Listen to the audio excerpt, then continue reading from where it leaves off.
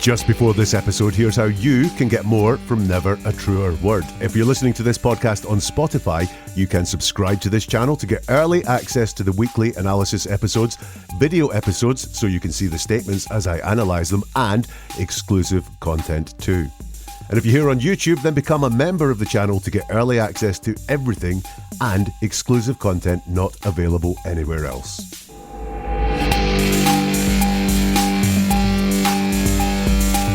Was John O'Keefe killed by people he considered his friends, or did his girlfriend drunkenly hit him with her car? Welcome to Never a Truer Word, where we look at the words that people choose to use to see if they're telling the truth, the whole truth, and nothing but the truth, using my process of statement investigation, which anyone can learn to give themselves an advantage in understanding the people all around them.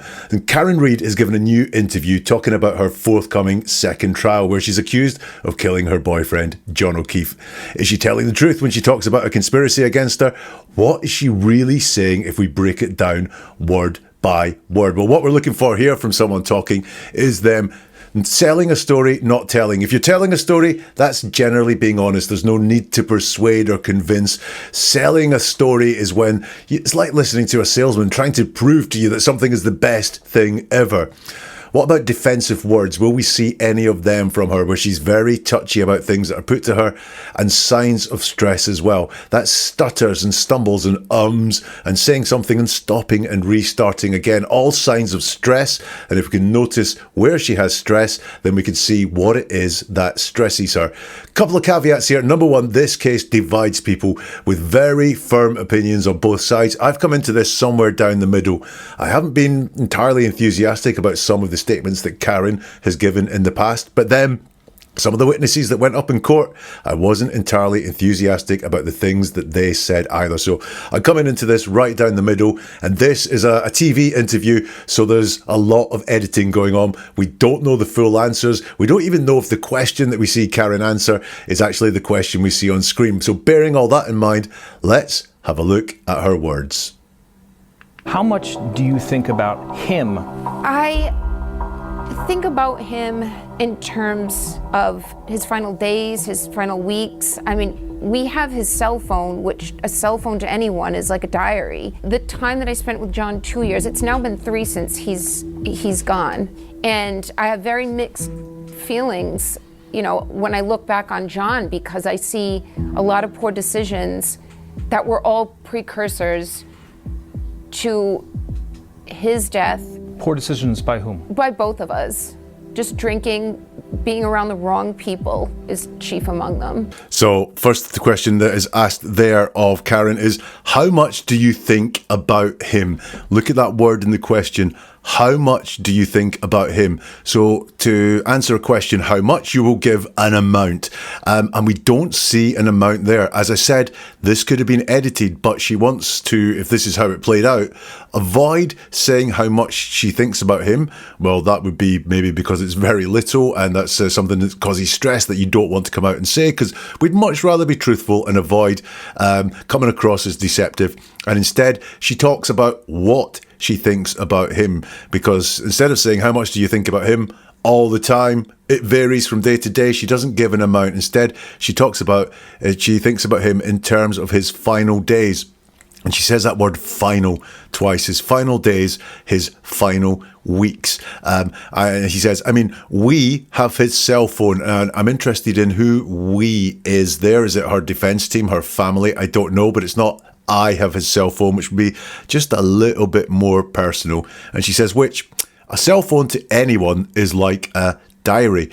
Now notice that word, to anyone. She's not gone specific here and telling us that John's cell phone was like his diary, and when she looks through it, she can see diary-like things. I can imagine if that is an ex-partner and you who's dead and you have their cell phone, that would be very, very touching and emotional. But she doesn't quite go there. She doesn't talk about what she's seen in John's phone. It's just a cell phone to anyone is like a diary. And then she says, the time that I spent with John, 2 years now, it's been 3 years since he's gone. Now look at all the concepts of time in this answer. It's very interesting. She says, I think about him in terms of his final days, his final weeks. I mean, I have a cell phone, which a cell phone is like a diary. So another diary collects time. The time I spent with John, 2 years. Now it's been 3 years. So there's that mention of time there as well. So really focused in on time here, and also 3 years since he's gone, 3 years since her life changed a lot and got under a lot of pressure. I don't know why she keeps bringing up time, days, weeks, diary, time, 2 years, 3 years, but whatever it is, time is somewhat of a priority in Karen's head there. She continues, and I have very mixed feelings, when I look back on John, because I see a lot of poor decisions that were all precursors to his death. She calls him John, which suggests some closeness, some intimacy. She's called him before, which there's a little bit of distance with that. But now she talks about John, which suggests that she may think of him fondly by using that first name there. She says, I see a lot of poor decisions that were all precursors to his death, and she doesn't expand on what she means by that at all. We don't see the inside there of her thinking. What were the poor decisions that were precursors to his death? But notice that she says she has very mixed feelings, but all the ones we see are these bad ones about poor decisions. Again, this could be the editing. However, it doesn't seem like she wants to bring up fond memories of John O'Keefe at all. She's asked, poor decisions by whom? And she says, by both of us. Now that is owning it. That is ownership. That is not, if she'd said by him, then I would be starting to think of some things around victim blaming and victim shaming. But no, she doesn't do that. She says, by both of us. So she's taken ownership there. Also, that word us is a joint pronoun, which suggests, again, there's that little bit of closeness there to him. It's not by him and me, or it's not by him. I'm reassured there that there was some sort of relationship going on. Look, we know there was. We also know it was in trouble. But she is giving me warmer vibes about John O'Keefe than I have seen with her talking about John O'Keefe in other interviews.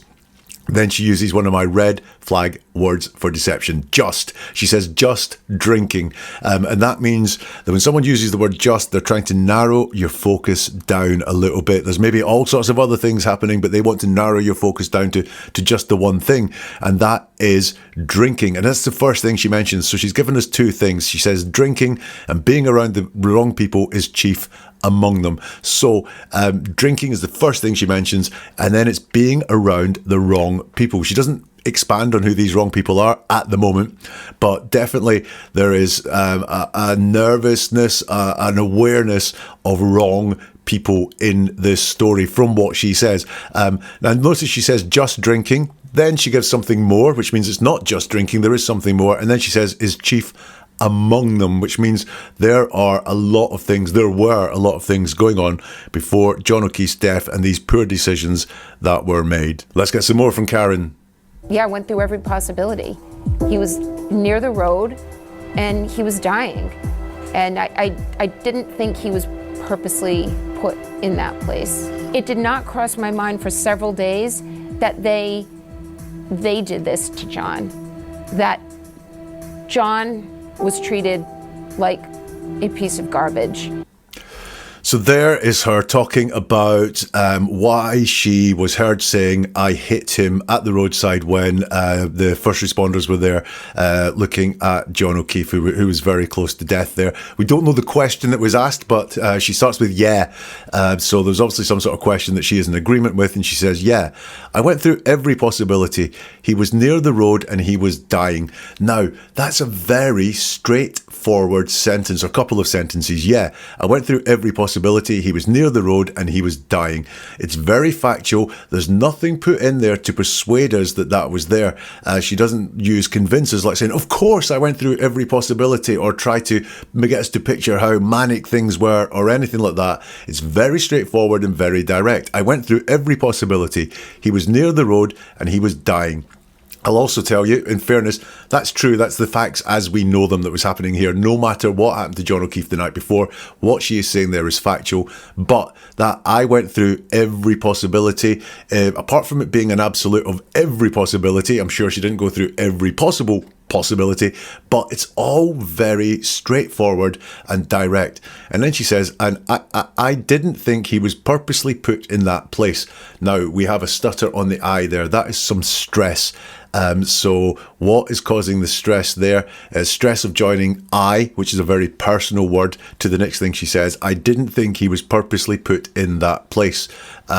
I don't know what's going on there, but there's a little bit of stress there. There's a little bit of hesitation before she says what she says next. That word purposely is quite an interesting word. It's not a word that's in general everyday use. Yeah, we all know what it means. Yeah, we all might be able to use it from time to time. Almost feels legal put in there, purposely put in that place. She goes on to say, it did not cross my mind for several days that they did this to John, that John was treated like a piece of garbage. So a couple of things I've got in here. Again, it did not cross my mind for several days. That's really quite straightforward there. It's not like, of course it didn't cross my mind, or it really didn't cross my mind for several days. That is all quite straightforward. Although I do notice that in this section here, she says, I did not. She doesn't say I didn't. She says, I did not. Before that, she said, I didn't think we were purposely put in that place. So she concatenates it there, where she brings it down into the sort of slightly more in-use version of I didn't. And then she says, it did not cross my mind for several days, which is a little bit more formal and can be used by people who really want to convince you of what they're saying. So they state it rather more formally than if they were just chatting. It's not evidence, it's not proof of anything, it's just one data point there. And she says, it did not cross my mind for several days that they did this to John. So they is more than one person. She has someone in her mind, or a group of people in her mind, who did this to John. That will become relevant a little bit later. She calls him John again, you'll notice. And then she says, John was treated like a piece of garbage. Now, this one goes a different way for Karen, I think. She doesn't say they treated John like a piece of garbage. She doesn't put anyone in there at all. She doesn't say someone treated John like a piece of garbage and actually put a person in there. She doesn't say they, which would be actual people that she has in her head, in there. She just takes everyone out of that at all. It's very passive, but again, kind of direct about what happened. John was treated like a piece of garbage. Let's have some more from Karen. If John was beaten up and attacked in that house, who did it? We don't know. We don't know. We don't know. And it's not for us to know. Now, this is an absolute classic. If John was beaten up and attacked in that house, who did it? And her lawyer, Alan Jackson, comes in straight away, does not give Karen a chance to answer, and he says, we don't know. Karen says, we don't know. And Alan Jackson says again, we don't know, and it's not for us to know. I wonder, because Karen has said they earlier, they did this to John, so that is inferring that she has some idea in her head of who did these things to John. He was worried that she's going to come swinging out with names or insinuations or something like that, and he goes, we don't know. Great bit of advice for you there. If you want someone to say something, the very best thing to do is say it first. He says, we don't know, and she joins in, we don't know, and then Alan Jackson says, we don't know, and it's not for us to know. It goes on. What is the one thing in this case you believe proves your innocence? John's body, no bruise, 6,000 pound, full-size SUV, not a bruise on his body, not a fracture below his head. If you were framed, who's calling the shots? I don't know the interconnections, the interpersonal relationships among these people.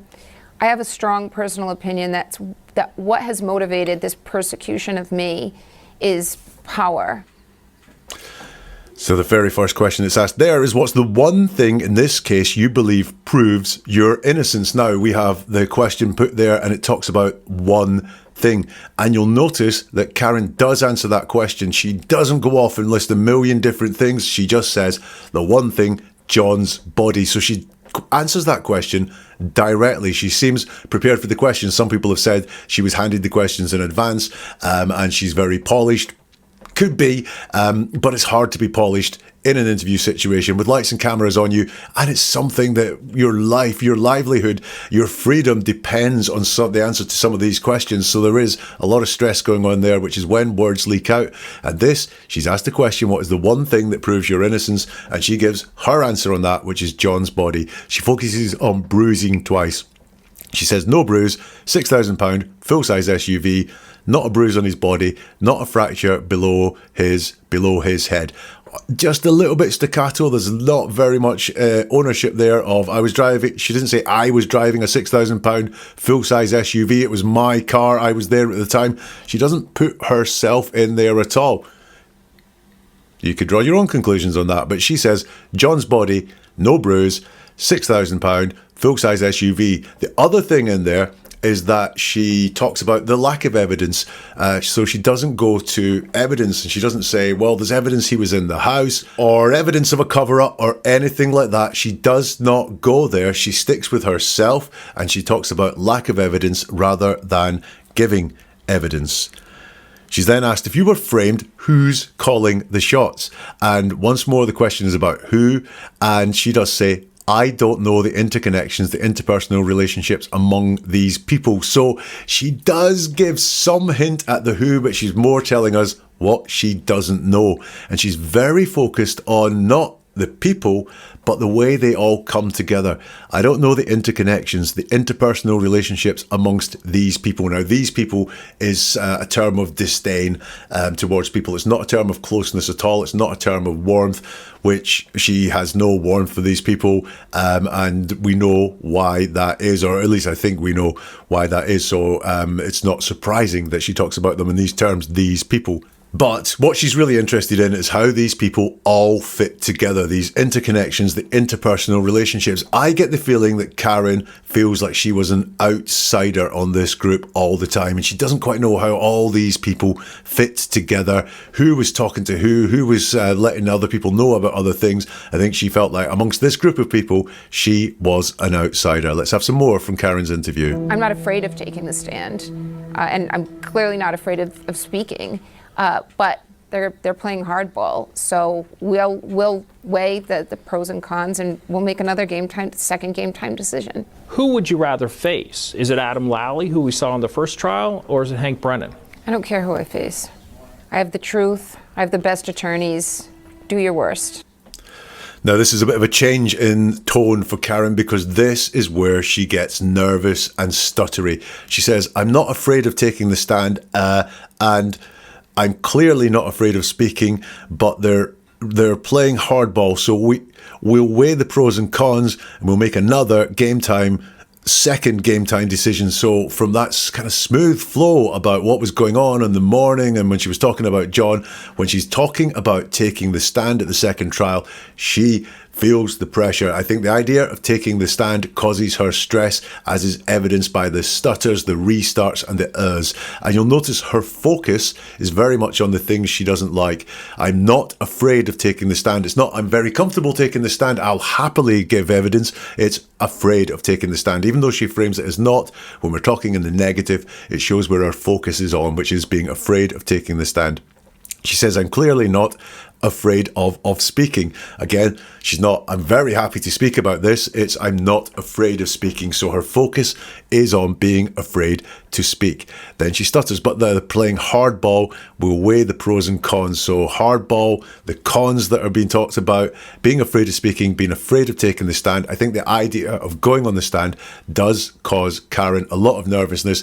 If you want my prediction right now, she is not taking the stand. She does not want to be taking the stand at all. It causes her, the idea causes her a lot of stress. That's no implication of guilt or innocence. That is just that the idea of taking the stand causes her stress. And who wouldn't it cause stress to? You know, if you're being accused of murder, then getting up there on the stand and having to argue and explain yourself for your liberty would cause you stress.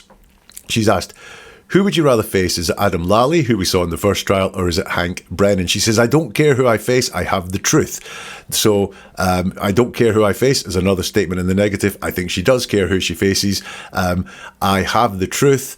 Very straightforward. I have the truth. I have the best attorneys. Interesting there that the truth isn't just good enough. She needs some good legal people on her side. And she says, do your worst. So again, it's not do your best, it's do your worst. Her focus around this whole thing is that it's very negative. And yet, being on trial for murder, your focus would be being afraid. Your focus would be being scared. Your focus would be having good attorneys. The focus would be the worst things could happen. But this is all coming out in her language there. And these stutters and restarts all show me that she has no care and no desire whatsoever to take the stand at the second trial.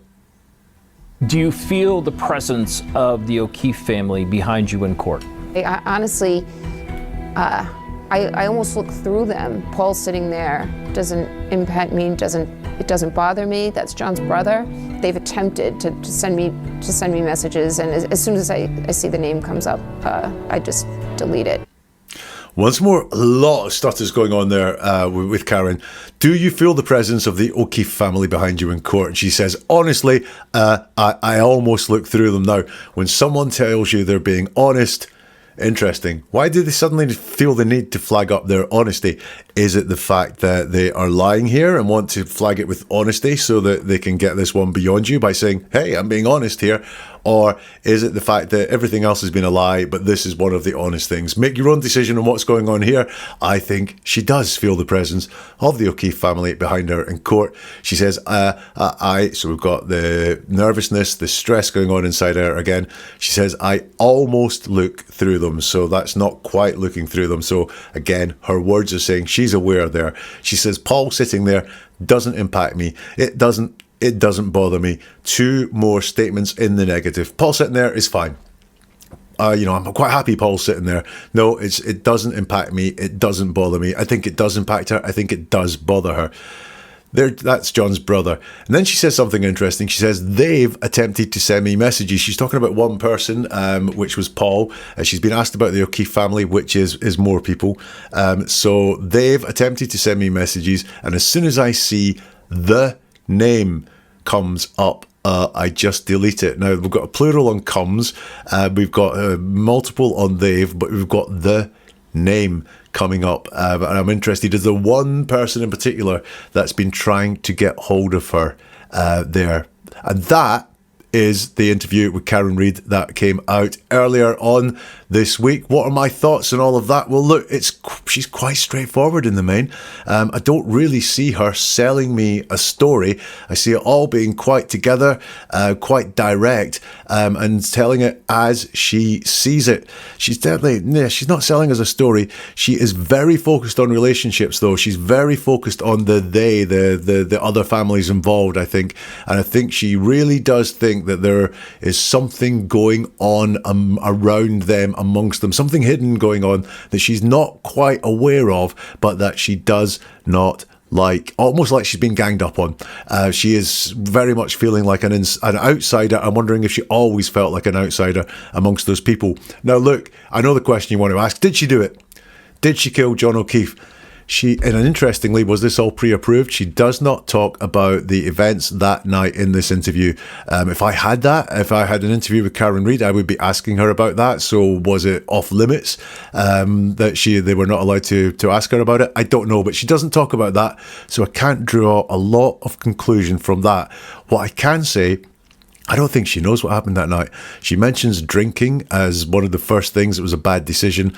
And then her straightforwardness in saying, I considered absolutely everything that could happen. I don't think Karen Reid knows for sure, for better or for worse, what happened that night. What do you think? Do let me know on social media. If you want, you'll find all the links in the show notes. neveratruerword.com is the website. There you will find a whole load of more podcasts, whole more load videos. You'll also find a Karen Reid playlist breaking down some of Karen's statements and also some of the testimony in court. It's neveratruerword.com, and we'll see you soon for something new from Never a Truer Word.